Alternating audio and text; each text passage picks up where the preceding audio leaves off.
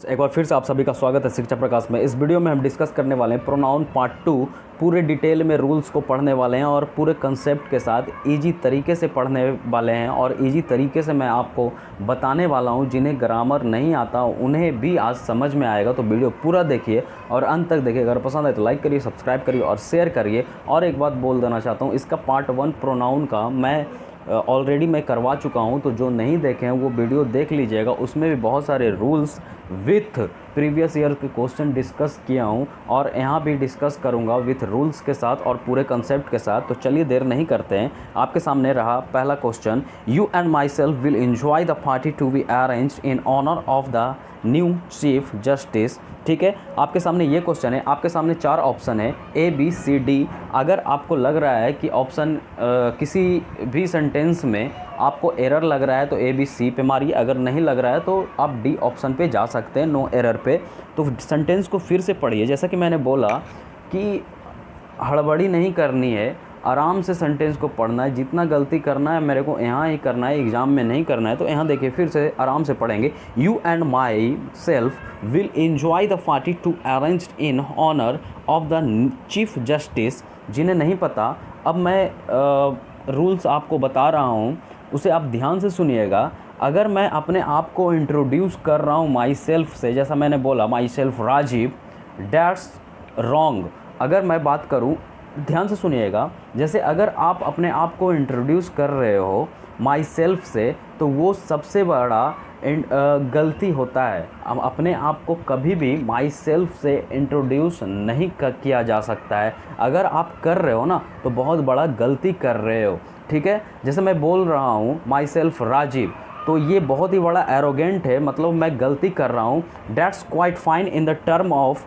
American और informal English के term में हम मान सकते हैं कि माई सेल्फ से हम शुरू करते हैं। ठीक ना, किस पे, अमेरिकन और इनफॉर्मल लैंग्वेज में। ठीक ना, जैसे बड़े बड़े स्टार से माई सेल्फ ये अपने आप को इंट्रोड्यूस करवाते हैं, तो वो जो होता है अमेरिकन स्पोकन में सिखाया जाता है, अमेरिकन लैंग्वेज में या इनफॉर्मल लैंग्वेज में या एक एटीट्यूड की वे में वो बोलते हैं, वो सही है। ठीक ना, लेकिन हम लोग का है ना ब्रिटिश इंग्लिश हम लोग पढ़ रहे हैं, तो हम लोग माई सेल्फ का यूज नहीं कर सकते हैं। मैं फिर से बोल रहा हूँ, माई सेल्फ का यूज करना ब्रिटिश इंग्लिश में, ब्रिटिश ग्रामर में बहुत बड़ा ब्लंडर मिस्टेक माना जाता है, ब्लंडर गलती माना जाता है। या basically that's quite fine in the term of American and informal language, but when it comes to British and competitive English, myself को बहुत बड़ा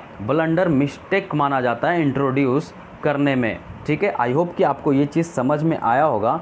ये आया समझ में। एक चीज़ और मैं आपको यहाँ बता देना चाहता हूँ कि यू एंड माई सेल्फ है। ठीक है, यहाँ पर सब्जेक्ट क्या है, what is the subject in the this sentence, you and my self is the subject. ठीक है, सब्जेक्ट है। अब मुझे ये बताइए कि माई सेल्फ हमारा क्या है, माई सेल्फ हमारा क्या है, कौन से नाउन, कौन से प्रोनाउन है, रिफ्लेक्सिव प्रोनाउन है। तो रिफ्लेक्सिव प्रोनाउन का कभी भी सब्जेक्ट के साथ नहीं आती है, रिफ्लेक्सिव प्रोनाउन कभी भी सब्जेक्ट के साथ नहीं आती है। ठीक है ना, अगर हम इस सेंटेंस की बात करें, एक मिनट, कलर कहाँ चला गया।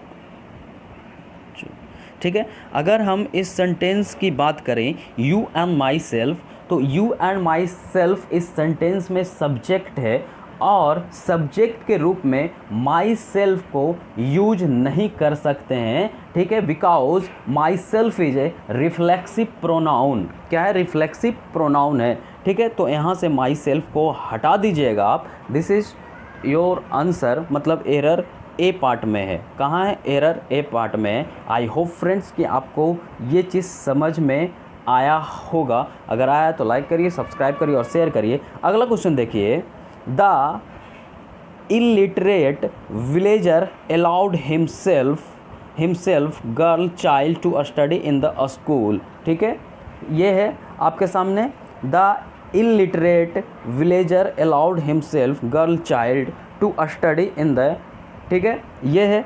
अब मुझे आप इसमें बताइए कि इसमें एरर कौन सा है। तो इसमें एरर मैं आपको बताता हूँ, ध्यान से सुनिएगा।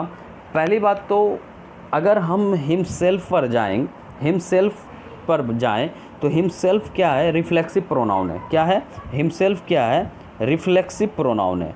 अगर रिफ्लेक्सिव प्रोनाउन की बात करें तो रिफ्लेक्सिव प्रोनाउन कभी भी ओपोस्ट्रोफिस एस अपने साथ नहीं लाती है या नहीं लगाती है, ठीक है। तो ओपोस्ट्रोफिस एस लगा हुआ है रिफ्लेक्सिव प्रोनाउन का, मतलब एरर यहीं पर है, इसको आप ध्यान में रखिएगा। अगले क्वेश्चन पे चलते हैं। हमारा अगला क्वेश्चन रहा ये, we are proud to announce that every one of us have earned a good name.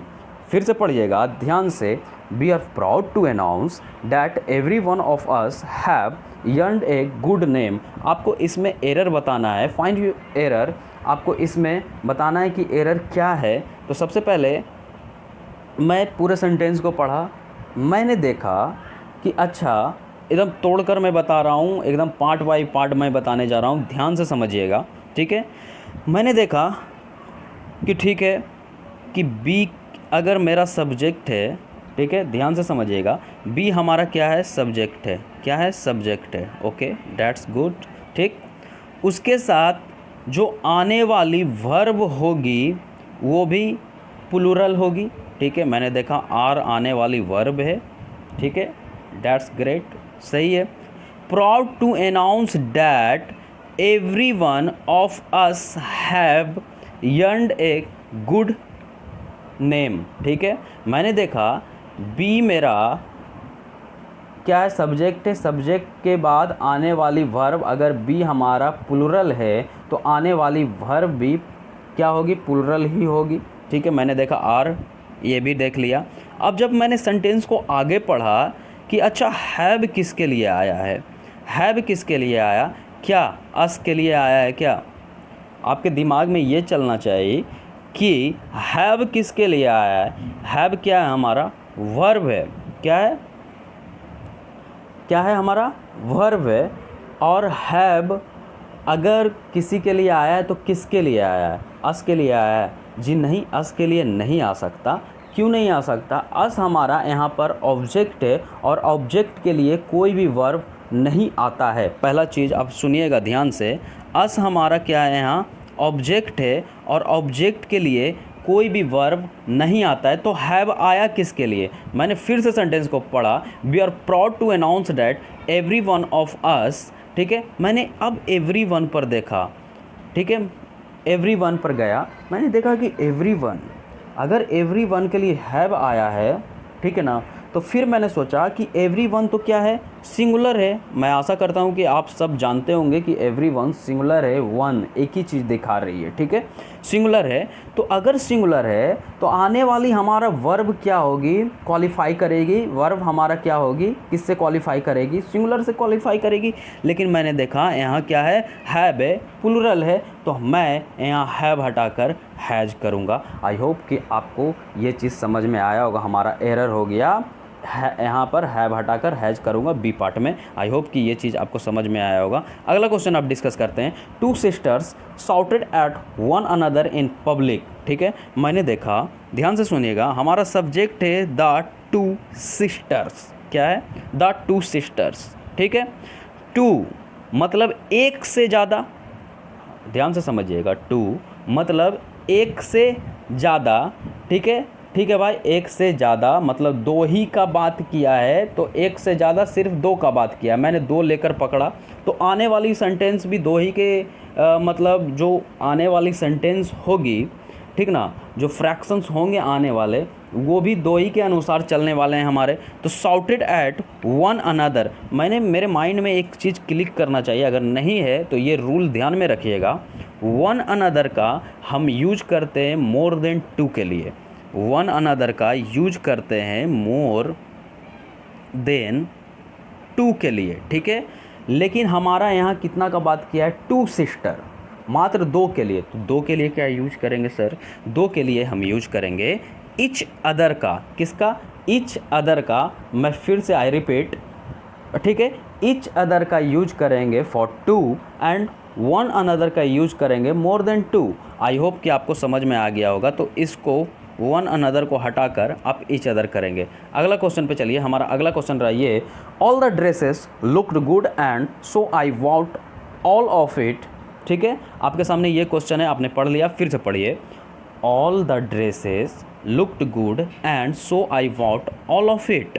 मैंने देखा कि यहाँ मेरा सब्जेक्ट है ऑल द ड्रेसेस, ठीक है, मतलब जितने भी ड्रेस हैं, ठीक है, लुक्ड गुड, देखने में क्या हुआ, अच्छा लगा, पसंद आया, सो आई वॉट ऑल इट, मैंने सबको क्या करूँगा, मैं किन लूँगा, ठीक है, किनूँगा, ठीक है।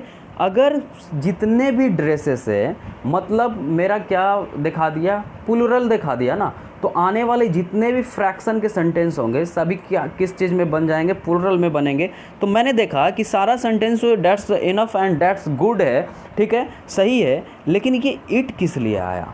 अगर इट आया है तो जो मेरा पिछला सब्जेक्ट था, जो मेरा पिछला सब्जेक्ट था वो क्या सिंगुलर था क्या? जी नहीं, वो हमारा क्या था, प्लूरल था। क्या था? प्लूरल था।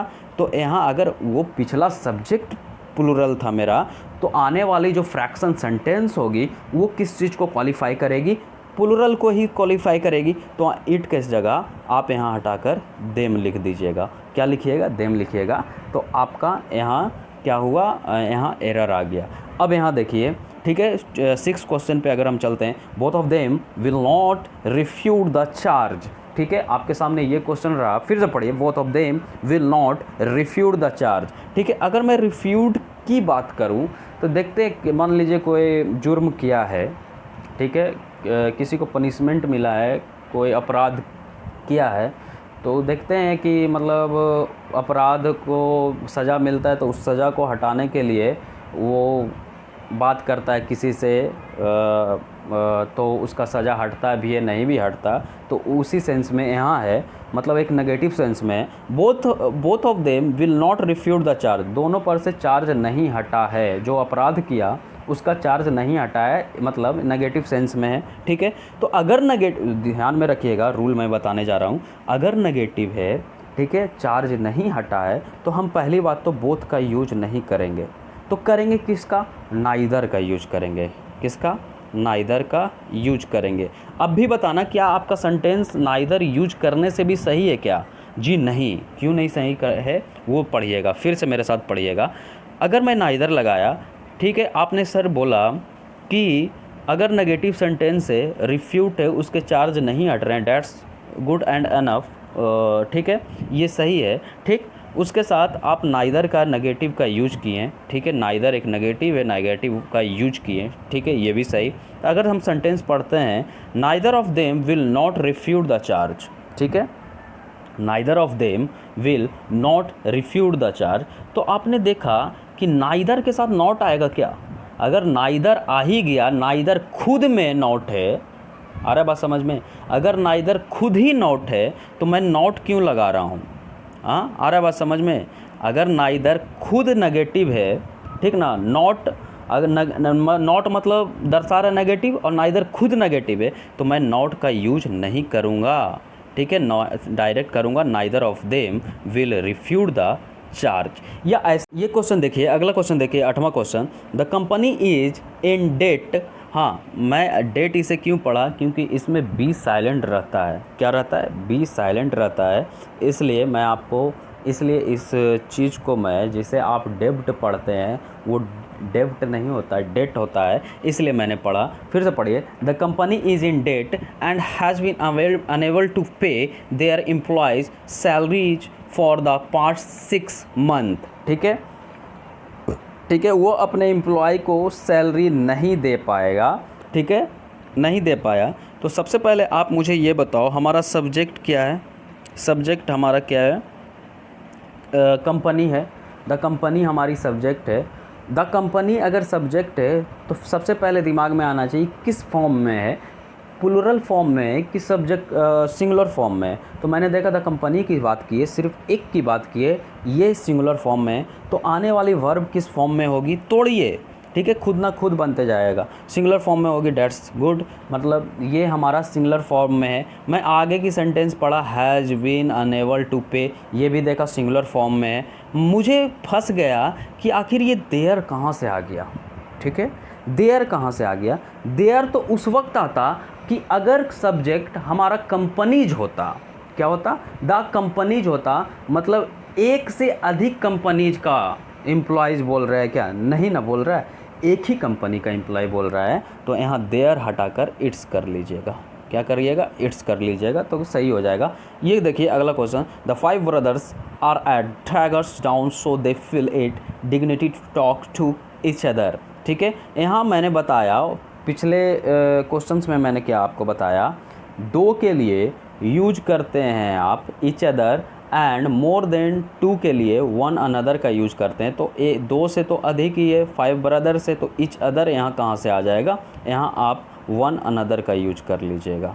ठीक है, आई होप गाइज कि आपको सब कुछ समझ में आ गया होगा। अगर समझ में आया तो लाइक करिए, सब्सक्राइब करिए और शेयर करिए। Thank you.